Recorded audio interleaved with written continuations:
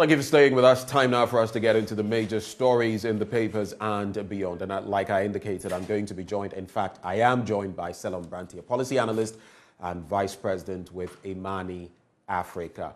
Let me just say a very good morning to you, Selom. I know you're hiding around here somewhere. Good morning, Selom.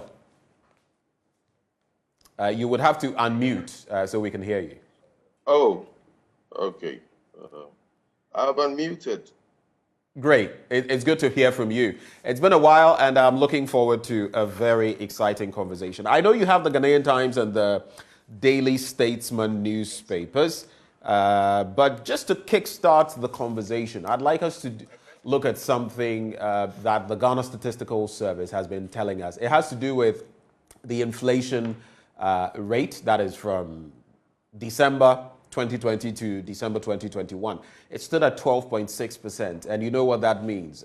That means the cost of goods across the board when it comes to our food basket and beyond also appreciated. What is your quick take on that? 12.6% in terms of inflation. Good, bad?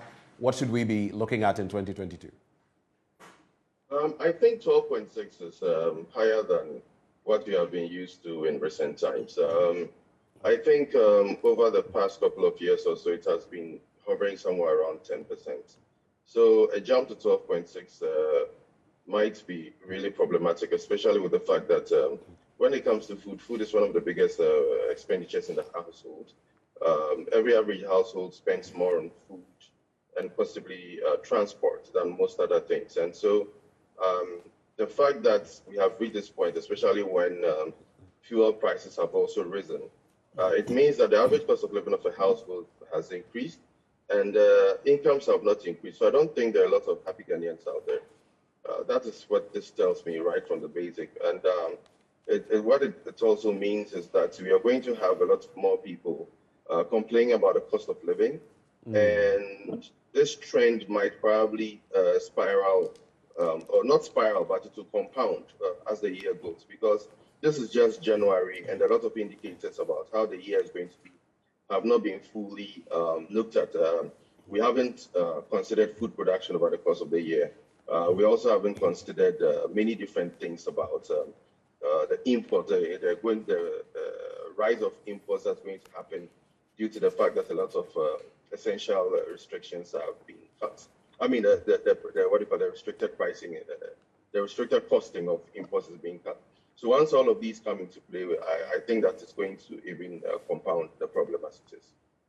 How do you react then to, I mean, this feeds into it, the bit about rising prices of different commodities on the market. You purchase something today, next time you go, they tell you it's gone up by 50 pesos, 1 CD, 10 CDs, and all of that. Fuel prices are inching up and many other things. I mean, and as a ripple effect, we've had the GHc32m and others acting, taking some time off at a point. Recently, there was that threat by the Concerned Drivers Association of Ghana to also increase their fares by 40%. There's been talk about it, but what is your quick take on that, right before we start with the daily graphic? There's going to be a lot of firefighting this year, and it's quite obvious that this is just the beginning. It's a baptism of fire if in the first 2 weeks we have universities going on strike, you have church drivers threatening to go on strike. I've had a lot of people tell me about rental prices going higher because of the cost of building materials. You're also having to think about the fact that food production hasn't been as high as we would have loved it to be, especially when you think about the fact that there are some places where there were mini droughts, and therefore it's going to affect food production. So all in all, it's going to be a very, very, very, very busy year for those who are managing the economy. And for those who are bearing the brunt of the pricing increases, there's also going to be a very busy year in terms of agitations, consultations with the public, as well as many different activities that people do when they are really peeved at the situation that's going on. So I expect it to be a very rough and tumble year for those who are managing the economy, because they'll have to explain for a lot of things. Let's do the Daily Graphic newspaper now, and some of the major stories here. Equipping students with 21st century skills, STEM project takes off. And the president yesterday cut the sod for the construction of the Accra Science, Technology, Engineering and Mathematics Academy as part of the transformation agenda to provide students with 21st century skills and hands-on knowledge. We're talking 20 STEM centers. Now, apart from the academies, the government has also commenced the development of 20 STEM centers and 10 model STEM SHS buildings or facilities across the country, which are at various stages of completion, with some of them becoming operational this year. Now, President Akufo-Addo has expressed worry over the fact that since 1987, education reforms in Ghana had provided a door of no return where high school students were boxed to career pathways and could not change their programs of study. So it's a holistic approach to sort of changing the way we've approached STEM education specifically and secondary education in general. There's also this bit about the ambulance service. Our services are free. That's according to the National Ambulance Service. And Selom, just hold your horses. I'll be picking your brains on some of the major stories I'm putting out there. So I'll go to page 16. It says, very quickly, let me just get to that page. So it says, the National Ambulance Service has assured the public that notwithstanding its operational challenges, and we know of the challenges, sometimes even getting fuel. We remember that recent incident where someone died because there was a demand for 600 cedis and no fuel to power the vehicle. It said the public perception, just a sec, Selim. It said the public perception that the NAS demanded money or charged patrons for services rendered was not their policy. Finally, I just want to wrap so that we can digest all three of them. Accept 7% salary increment. Fair wages appeals to workers, that is the public workers. But I recall on Monday I was having an interaction with Professor Ransford Jampo, or was it before? And he was making mention of the fact that how come Article 71 office holders are looking at about 70% in terms of their benefits from time to time, year on year, and the public servant must be taking a paltry 7%. So let's look at them. You're passionate about education, the STEM project, and then the bit about the National Ambulance Service. How do you react to those before we get to the 7% salary increment? Yeah, the STEM project sounds like a good idea. The fact that we are having or designating 28 of them spread across the country will probably decentralize the STEM education aspect of it. Right. But the issue that I have is, what about the large majority of SHS students out there or secondary students out there that are still doing secondary education in science? One of the things that is very, very problematic is the fact that in a lot of SHSs, even the teachers who teach science are not trained well enough to teach it. Those who teach math are not trained enough to teach it. And they are one of the reasons why a lot of students do not do science. Right. I quite remember even way back when I was writing my O-levels. One of the reasons why I did not progress in science was because there was a lack of science equipment for me to do some of my physics experiments, for example. And these problems persist still today. I wrote this about 28 years ago. But these problems still persist today. You have the situation where a lot of secondary schools do not have basic apparatus for simple experiments. How are we going to educate all of these based on theory and pamphlets? And then spend huge amounts of money building edifices supposed to teach only a small amount of these children when it comes to these STEM projects. So while these are very interesting in terms of the potential that they have, I believe that it should have been a more spread out approach to as many SHSs as possible to improve the capacity not only of the buildings or the edifices, but of the teachers themselves. A lot of people do not do advanced mathematics just because of the type or the mentality around how the teachers teach mathematics. I think if we really want a STEM revolution, we must look at the instructors, the caliber of instructors that we have in our basic, JHS and SHS institutions across the country. We have to equip them with the right skills and the right tools for them to be able to even teach and motivate the children, because Right. that is where it starts. Without that mentality that they are curious enough or they can do certain things, or without tweaking the curriculum to localize it such that we can do experiments even with the little things around us, the basic curiosity will not be there for them to even be able to explore and do things that are even more complex, more Right. advanced.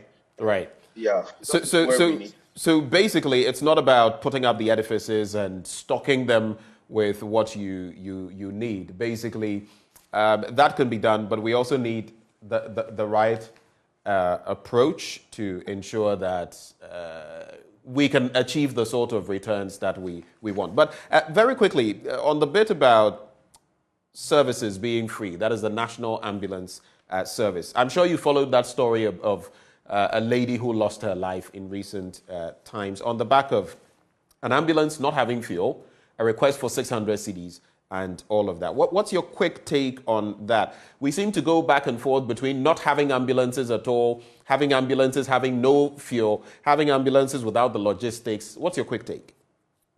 So, if I quite remember, the ambulances were procured by the Ministry for Special Initiatives or something like that, which doesn't exist anymore. So, right there shows a priority gap, or what do you call it, an administrative gap. Are the ambulances under the Ghana Health Service, under the Ministry of Health, or under which state institution? That is one. If we're able to diagnose that, then the second thing is, who is responsible for funding these ambulances, and what budgetary allocations have been made at the district level? Because I know that these ambulances were supposed to be at the constituency level, but constituency levels do not have what do you call it, the right administrative oversight to handle ambulances. So if they have been handed over to districts or whatever jurisdictions the Ghana Health Service operates under, have there been provisions enough to fund these ambulances in terms of their basic operations, which includes car maintenance, which includes fuel, which includes even paying the drivers, for example? Once we get that, then we'll be able to get to the root cause of the problem and understand why ambulances are also asking for money before they move. I believe that it's not just because of the fact that they were being recalcitrant or wicked. That could be one of the reasons, but also probably because they do not even have the right oversight or supervision to be able to execute their job properly in terms of being funded to even move from point A to point B. So whose responsibility is it? And that the buck And that was the exact question I was about to pose. So whose responsibility is that if even those operating the ambulances can't do what they are there to do, then what exactly is happening? I think the ambulances are supposed to serve the purposes of the Ghana Health Service or the hospital authority. So I think they should be subsumed under either the regional hospitals or the district hospitals that exist in the districts, so that then they can be supervised directly and then run. I do not know the hierarchy of the Ghana Health Service when it comes to that, or the Ghana Ambulance Service, whether it's an independent service on its own. But these are the major things that really matter. We have to know, there has to be transparency about who manages the ambulance service, and then we can put the blame squarely on them, because they are the ones who are responsible for the drivers' attitudes, reactions, and whether there's even enough fuel for the cars to move. Finally, from the Daily Graphic, and we have to move on quickly to other papers, but a 7% salary increment. I mean, we've heard SNITs come to say that they are also increasing their payments by 10%. And people have complained about that. We interacted with people who said, no, they were expecting something around at least 25%, 30%, 40%. Here we are with the increment of wages for public workers, according to the Fair Wages Commission, and they are saying it's 7%. How do you react to that, especially considering what I started with you, having to do with the fact that, you know, inflation has gone up over the past year, 12.6%, and public salary workers are only going to get a 7% increment. What's your take? Quick one. Well, a lot of workers are going to be disappointed. I don't know whether the tax... Selom, are you disappointed? Are you disappointed? Well, I am disappointed. My spouse is a government worker, so I am disappointed. I would have wished he had more money. But then the thing about it is, in the larger scheme of things, my issue is, what is the long-term plan that the Fair Wages and Salaries Commission is looking at in terms of remuneration of government workers, for example? we have to really understand what their short-term, medium-term, and long-term goals are, and how these are going to be pegged against things like inflation, etc. To be able to assure workers that over a long period of time, you should be expecting that this is the trend which your salaries are going to rise or fall, or this is the trend which your remuneration is going to be like. The government has a very huge wage bill in different aspects of the public and civil service. And arbitrary increases, for example, will be very difficult for them to maintain because of the constraints on the budget. However, we also have to understand that people are spending a lot of their productive life actually helping the government to achieve its goals and ends in terms of what it needs to do. I believe that this is the time that the Fair Wage and Salaries Commission will probably have to be very fair and describe or be able to outline a plan and say that this is what we are going to do.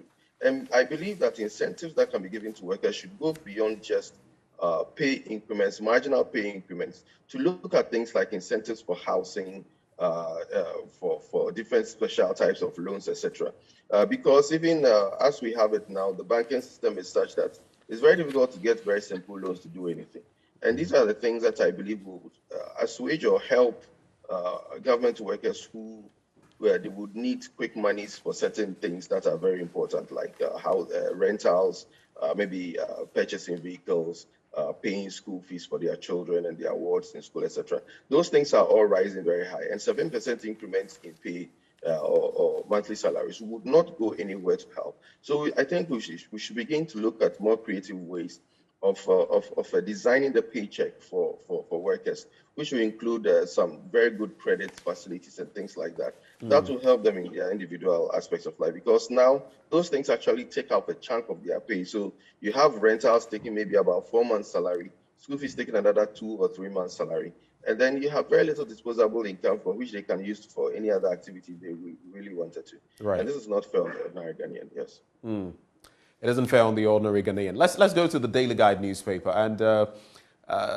some of the stories there from the international front. Prince Andrew to face sexual abuse trial in the US, and a judge has actually rejected a bid by Britain's Prince Andrew to dismiss a lawsuit brought against him by a victim of Jeffrey Epstein's sex trafficking ring. The BBC has been, putting out that story a lot. And then Biden pushes overhaul of US election laws. But let's look at the major ones. Fresh Boku clashes leave 3 dead. Susu appears in court, trial adjourned. Teen robbers wanted in another case at Brekum. And this one that I just want your brief take on, Selom. Clamp down on bad boy churches, says Cardinal Turkson, Apia Turkson, Peter Cardinal Apia Turkson. And he's been talking about a number of things in recent times. First of all, that he's not resigned. He was just going through a process to alert the pontiff or the pope that his tenure in his current capacity was ending. That's a different story. But this one about clamping down on bad boy churches, he has spoken, and I'm quoting him here. He says, true prophecy cannot happen without the very sincere relationship with God. When we talk about prophecy, we're talking about God making his thoughts and ideas known through people who become his children for humanity. Adding, prophecies come for the well-being of the people by making to them the pathways of God, but essentially to walk in the knowledge of God. Prophecy is not a simple prediction of the future.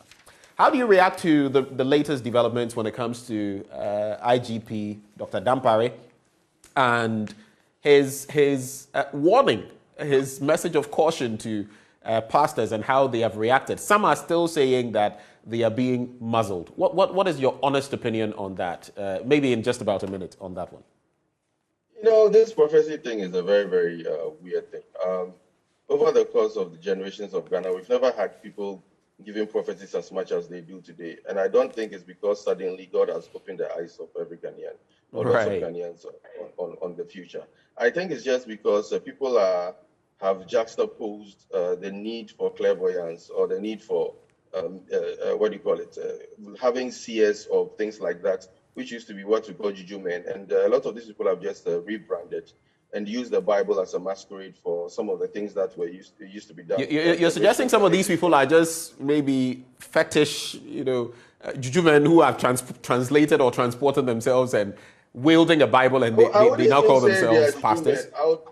I would say that a lot of them are confidence tricksters or fake clairvoyants. That's the word I'll probably use. Because I cannot put box them into one sort of religious practice or the other. And Right. what they do is a mix of so many different things, a mishmash of so many different things that really are not. It's not very clear to anybody who's a true Christian. And well, what is happening is that they are really destroying the moral anchor of the nation by making people think that without any kind of hard work, they can just jump and get solutions. And it's affecting the national psyche because everybody thinks that you can just get up, go see someone, and then suddenly all your problems will be solved. Well, the world doesn't work that way. So I Right. side with the cardinal on that. Okay, all right.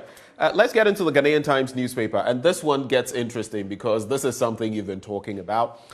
Subscribers appeal for extension of SIM card registration deadline. The other stories are funneling through, stories we've been doing over time and stories captured in other papers. So I'll not go to them. I'll just go straight to that one. Subscribers appeal for extension of SIM card registration deadline. What is your initial take on that specific bit? Plus, I'll get into it further because I know in recent times you've had your own scuffles on social media when it comes to this particular issue. But do you think we need an extension, looking at the long queues we've seen?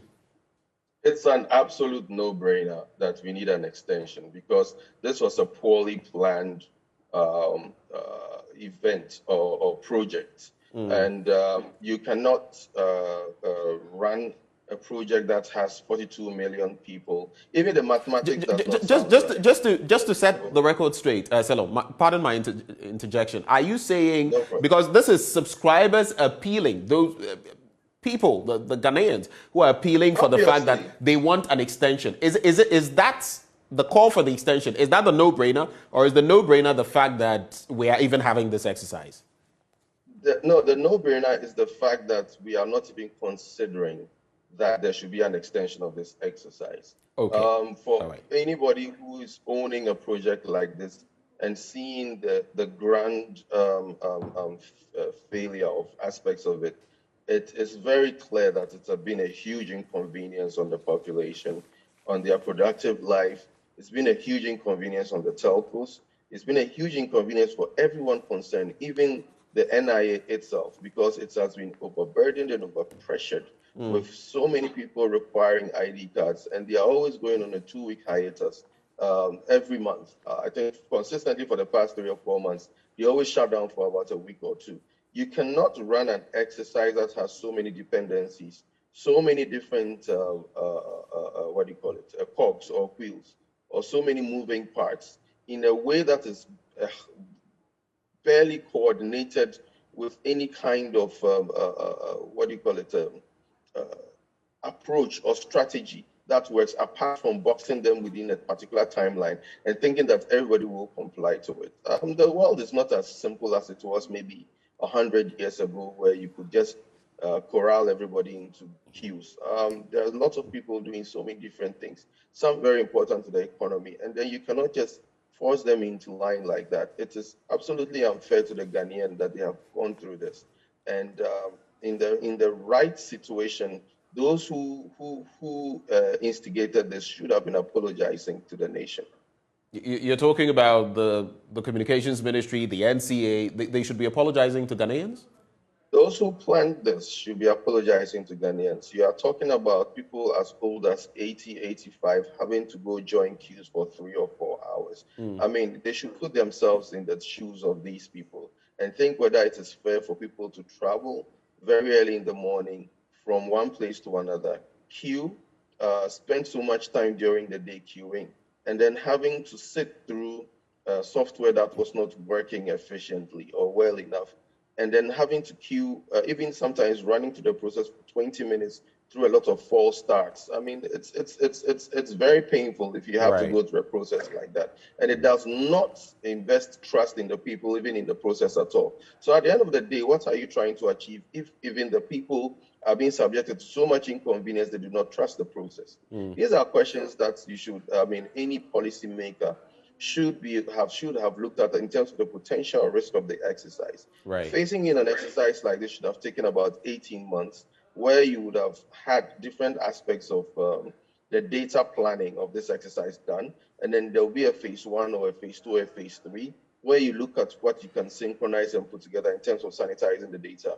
And then moving on to a phase where those who did not have their data right will be prompted to come through, and then possibly some kind of appointment system done, because the registration centers are not infinite, they are finite. And these registration centers also provide other functions, other core functions for the network operators themselves. And they did not build those operation centers just to register SIM cards. They do so many other things there, support so many other crucial activities, which are very crucial to the same economy where you want to get e-levies from. So if that is the case, then you should be able to respect everybody involved and not just corral them into doing something that's going to inconvenience everyone. Yeah. So to cap off that conversation, you've also been sharing your thoughts in recent times on this bit, even the app that was being used for the re-registration and all that.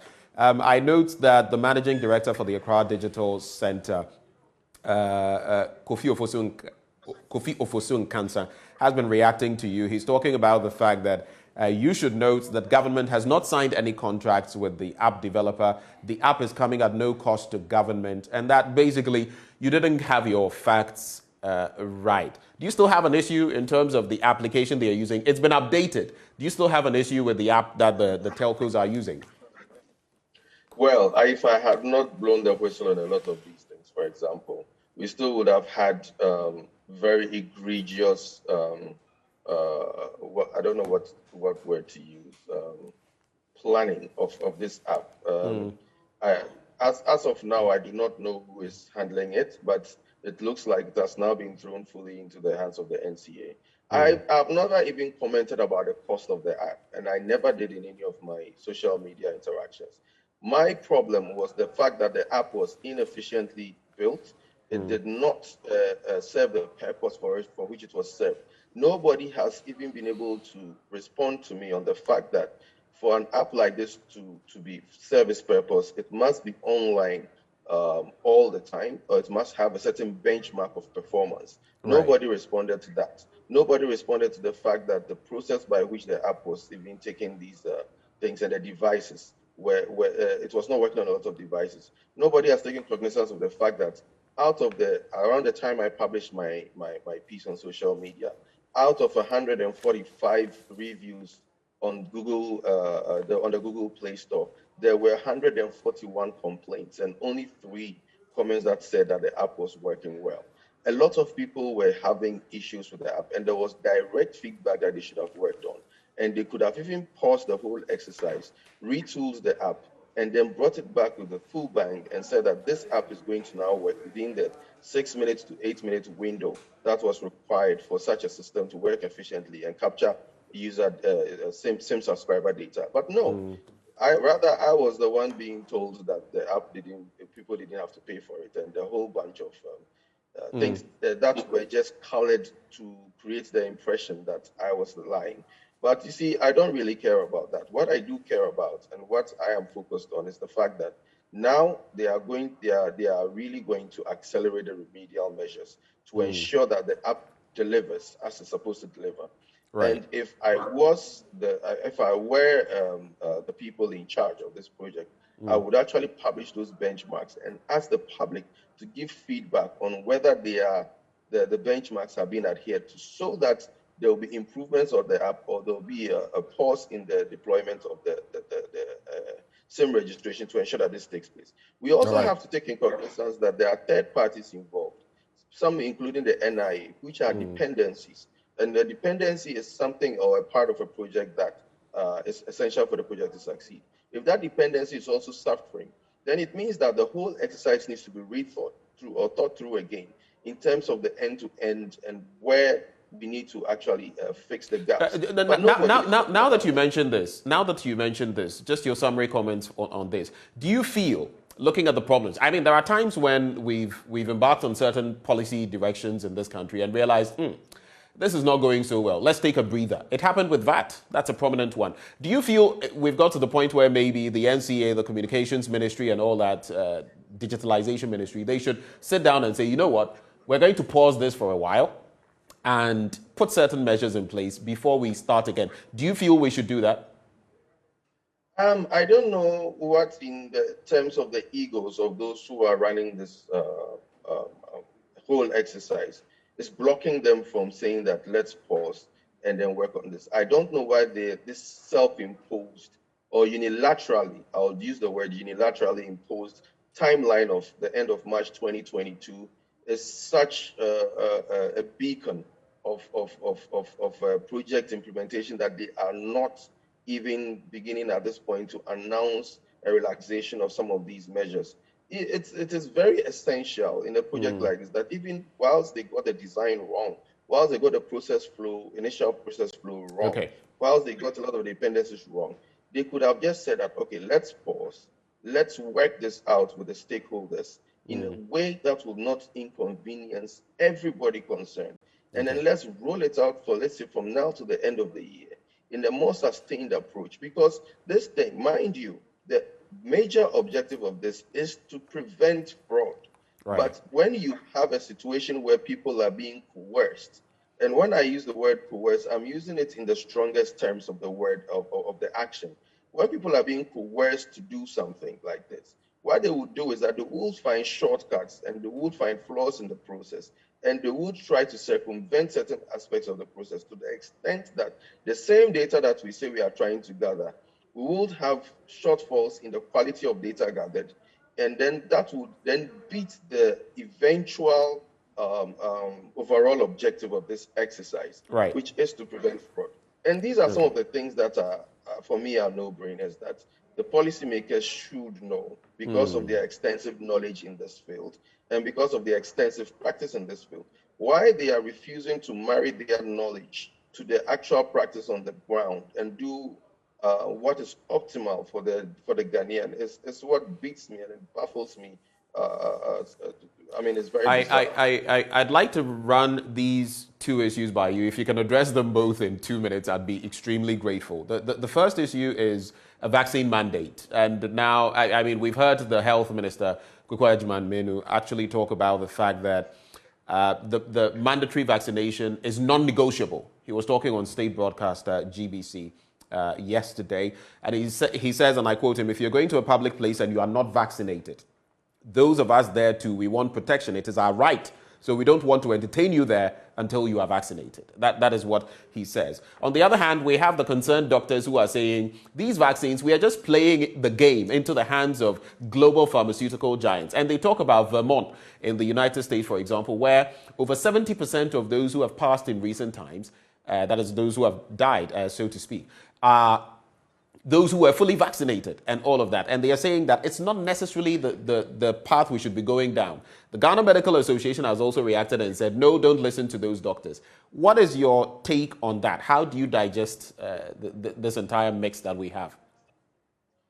I think the overall objective of these vaccinations, etc., is to achieve what I think the scientists call herd immunity. We have to have immunity to the point where we are not vulnerable to the virus. Our business activities and our daily activities will not be subject to fears of the virus. In that direction, I think Ghana has actually even been one of the countries in Africa, on the continent, that have done well in terms of vaccinations. I don't have the latest figures, but I believe that we have done more than about maybe 2/3 of Africa in terms of vaccinating. I think the last time we heard we had done over what, 8-9 million? That was something that was touted out there. People have contested that though. Yeah, I would believe that the number of doses that have been brought into the country should be somewhere around that figure. I think that it is the right call by the Ministry of Health. We need to be able to have people who are conducting their daily activities be sure that they would not catch the virus out of that. In a lot of countries, Hungary, etc., you have almost even countries like Israel, you have almost the whole population of the country vaccinated.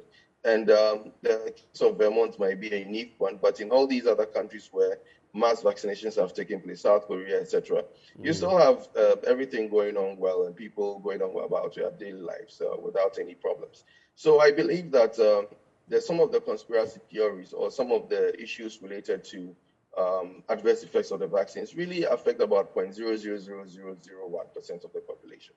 And to consider that a lot of other vaccines are there that we take for childhood sex killer diseases, for hepatitis B, as well as rabies, etc.